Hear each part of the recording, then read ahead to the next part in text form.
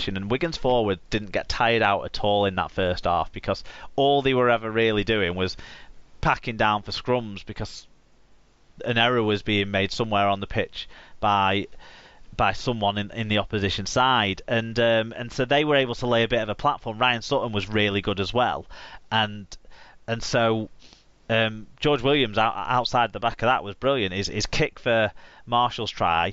One thing George Williams gets criticised sometimes is his passing. He threw one little bit of a dodgy pass that Wigan got away with in the game, but his pass for Dan Sargenson's try was absolutely brilliant. It made a right fool of Joe Wardle, who I don't think had a particularly strong game. But in the second half, similar things can sort of be said for Castleford. I mean, the kicking game was really good. James Clare's try. I mean, how pinpoint was that? Yeah, James Clare's kind of almost like forgotten winger. He kind of snuck back into the CAS squad. He kind of forgot he was there to a certain degree. And Paul McShane was very good. He deserved his try, even though from a Wigan fan perspective there'll be a question mark over that, just like for a CAS fan perspective there'll be a question mark over Ryan Sutton's try and whether or not Luluai did play him back on side and yada yada, whether or not Tommy Luluai would have been able to stop and at least make a play for that ball if Adam Milner hadn't have ran him off the ball. Question marks around some of those things. We want talking points, I suppose. We don't want to be blaming the refs so much, like those soft those wrong calls on the high shots have kind of led to some people doing. But Brian summed it up really well, to be honest, with your Langers. Both sides show that they're capable of being beaten here, but both sides in different halves of the game also showed that they're capable of totally overcoming their opposition and forcing their opposition to be poor. Yeah. I mean, you look at the sides and both. I mean, across the park, there's quality in that side, and that would kind of somewhat belie the fact that they were so poor in stretches of it. I don't know. I sometimes wonder at this stage of the season whether it's kind of your head goes a little bit, and sometimes the decisions kind of just start making that one call, and that one call leads you to second guess your next call, and all of a sudden you're kind of chasing your tail a bit. I think both sides have had the opportunity to get reset this year. There's something CAS didn't have last year with the way they were going all season. They didn't get that chance to get sort of reset and go again. And I think this for both teams is a bit of a wake-up call on that reset and go again situation. Both teams will feel like if they play like that in a semi-final at the end of September, start of October, I think the semis are this year, they'll lose that semi-final, and that's got to spur them on for me, for both sides. So I think both sides come out of this probably in the same position, and maybe if it was a draw, that would have underlined that even more. Do you have anything else you want to add before I do the stats? No, I think we've covered it all there. Oh, actually, just to note, young Ollie Partington, pretty impressive on debut. He certainly put himself around. He got a little bit shouldery into Adam Milner, but I think he was trying to wrap his arm around. Let's give him benefit of the doubt. But he showed he wasn't scared. So every credit to that young lad there. Okay, total metres were close. Wigan with a few more, 50 or so more. Penalty count was close, with CAS conceding just one more penalty. Wigan's tackle success was 4% worse than CAS's, and CAS actually made 4 more clean breaks. However, the Tigers evened that out by making 8 more handling errors than Wigan in the game, so kind of both sides will have things to fix up. Individually, Ryan Sutton with a try in 126 metres, Dan Sargentson, whose form has been really good since getting a chance back at left centre, I think, 1 try in 115 metres, Sam Powell with a try assist, 45 tackles, 10 marker tackles, and Tom Davies with 120 metres, so he'll be disappointed that that's 30 or so down on his average effort. For the losing CAS side, Paul McShane, 1 try assist, 41 tackles. Liam Watts, 62 tackles, 12 of which were marker tackles, and 127 metres. So we'll talk about those positives rather than the the several handling errors and penalties he gave away. Greg Eden, 108 metres at fullback. Michael Shenton, 104 metres, getting shifted around a little bit centre and wing for the old captain there. Okay, Super League standings. Saints see their lead at the top cut to 8 points over Wigan, who stretched to 3 points ahead of both Warrington and Castleford. Huddersfield in 5th, stay 6 points behind the top 4. Wakefield overtake Hull FC into 6th. Catalans stay 8th.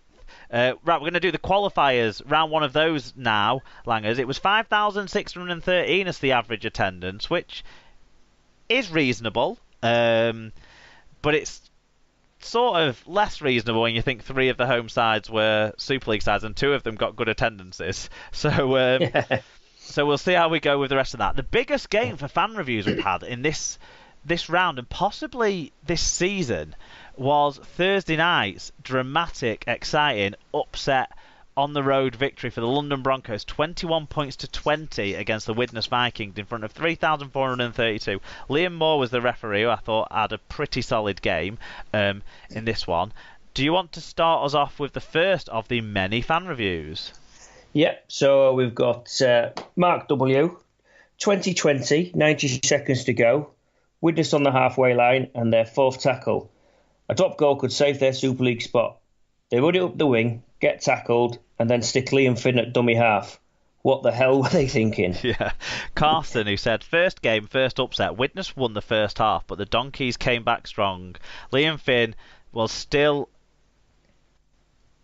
has it, but for a team which was resting the whole season, they had not much. Charlie Gubb is the next victim of the Widnes pitch, and Widnes shouldn't hire players who are not used to it.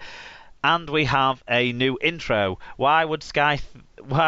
would think Sky would invest money? I think they've just recycled their rugby union intro, but let's skip over that. Paul Campbell, don't care how shit Widnes are, you cannot take away what a performance by Broncos. Heart, desire, attitude. Richard Branson got in touch. Landon are back, baby. Had my big dish tilted the right way out here on Necker Island to catch the boys doing me proud. Old school kit and soon old school owner who needs Dr. Kook. Owners need a good head of hair, and that's what I'll bring to Super League when the lads get back there. Yeah, I see how you've worked this one, Mark. Not done it on purpose. One of us had to read out Neil's. Hopefully he's feeling better after the weekend. Yes. In advance, apologies to if my mum's listening and Scoots. I'll read it out if you want. No. So Suicide Neil, fucking useless cunts. Seed more passion in 2 homeless dogs fucking. Well, that's us relegated. Going to be at least 10 years before we return. I'm imagining administration if rumours are true. Cumming looks clueless. Club have a lot of lads stealing a wage who'll be lucky to get another deal. Thankfully, we've a good youth team as we'll need them in the Championship. Only thing to make it worse would be Danny Dyer doing commentary. Might have made it funnier. James Rule got in touch to reassure people like Neil. James Rule got in touch to say, don't panic, we've got a master plan. Yeah, well, let's see there. Fanny Cummins. I wasn't happy with the loss, but I'm seeing improvements and we're getting better. That's literally what he said there. That's like, that was his post-match interview that someone's put in there, and it was one of those things that I thought, God, it's a good job that none of the Widnes fans are going to watch this back and on Sky and see what he's actually saying, because they'll be thinking, you what? We just lost to a Championship side. Shoddy and Mungo said that 1 pointer could be crucial in the final reckoning. Widnes look like a doomed team to me. Need to win 4 of the next 6 and they look incapable of even a solitary win at the moment. Well done to London, pushing for a place in the £1 million game, you would think. Dr. Hideous. London were full of beans from the off and Widnes took them seriously. London had the best of it in the first quarter, but that swung in the second and Widnes deserved the half-time lead. The second half was London's, but they'll rue the 2 missed goals. Without that, they'd have been comfortable. But Widnes' try to level the score in 74 minutes set up a cracking finale. A great refereeing performance too. #going up. Yeah, he was very excited on Thursday night with Dave Cantrell sat in the pub in his Broncos replica jersey, jumping up and down, I believe. Matt McLeod got in touch. Thanks for getting in touch, Matt. He said, great early pressure from London, but I was worried if they didn't turn it into points, Widnes would roll them over. Some excellent scores from both sides made it an exciting game, although towards the end it looked ominously like the Super League side would do enough. However, up stepped Jared Samet just to justify his existence and drop a last-minute goal to win. Well done, Broncos. Yeah, Jared Samet. How long's he been around now? Jared Samet's first game in Super League was at the Magic weekend in Murrayfield, wasn't it? For the North Welsh Crusade, probably the Celtic Crusaders still at that stage. So that would have been maybe 2009 or 2010. Maybe he's been around the English scene for a while. He's been at, where's he been at? He played at Bradford, I think, 2 spells there. He played at Whitehaven. I think this is his second spell at London. Did he play at Wakefield as well briefly? Yeah, I think he played at Wakefield. And I say 2 spells at London. Yeah. Yeah, Celtic. I must admit, when he first came onto the scene, we kind of thought, yes, Super League side's gonna have a bit of a punt on him here, but he's never really kind of stepped up and moved to a top team. Enough, is he? He's good enough on his day, but he's not consistent enough. Is designed for something like the qualifiers, I would argue.